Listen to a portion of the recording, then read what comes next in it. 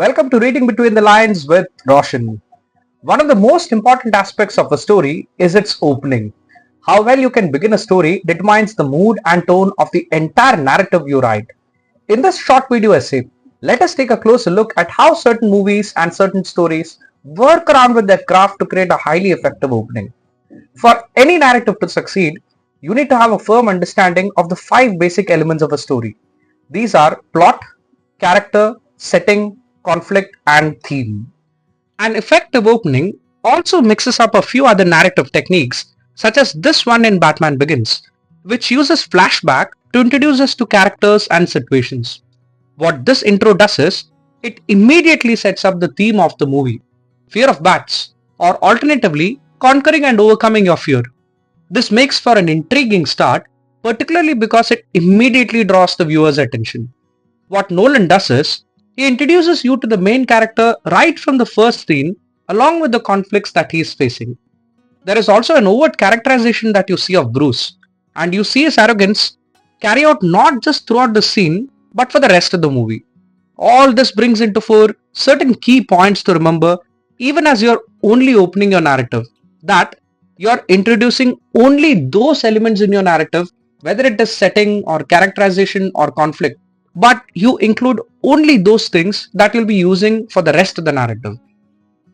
Since we already looked at Batman Begins, it's only inevitable that we look at the dramatic and brilliant opening of The Dark Knight. Here again, Nolan introduces his viewers to one pivotal character around whom the story revolves and introduces the theme of unpredictability. Like in Batman Begins, we get a clear indication of who the main character is. Notice the zoom in focus on the clown mask, and we're not yet shown the villain. The unpredictability and element of surprise is noticeable right from the beginning because there's a clear conversation between the thugs regarding who the Joker is, but they know very little about him. This opening intro of the character serves 2 points. One, there is very little known about the villain in the universe in which he resides. The people that are around him, in fact, the ones who work for him, aren't even sure what he looks like. And 2, it builds up a nice little suspense for those audiences who probably are not familiar with Batman villains. The premise is built in such a way that this opening works as a continuation to the previous movie, but at the same time stands alone independently. Another thing to observe is the detailing of even the minor characters. A lot of people miss out on detailing out minor characters because, well, we know they're there only for a short segment in the narrative. But detailing out even these characters makes your opening and plot a lot richer. For instance, look at how the thugs have a plan that diverges from their boss when one of them suggests that they don't really need to give any cut to the boss because he's sitting out.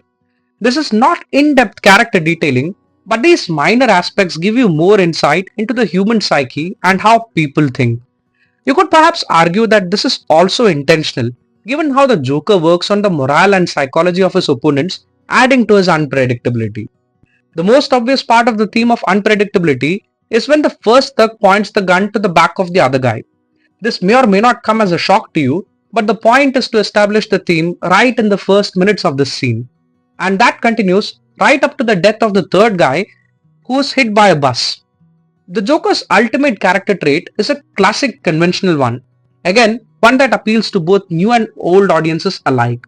When I say classic conventional one, I'm talking about the Joker from the animated series from the 90s which I fell in love with growing up.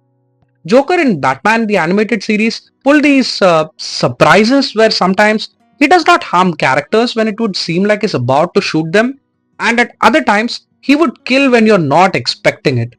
The fact that the bank manager here does not blow up is the classic conventional Joker trait where he does the exact opposite of what you expect. There's of course more that you could read into these scenes, but I hope you've got a good sense of how you could work out your characters when you sit down and try your hand at writing. We'll be taking a couple of literary examples in the next video I do, and until I see you again, goodbye.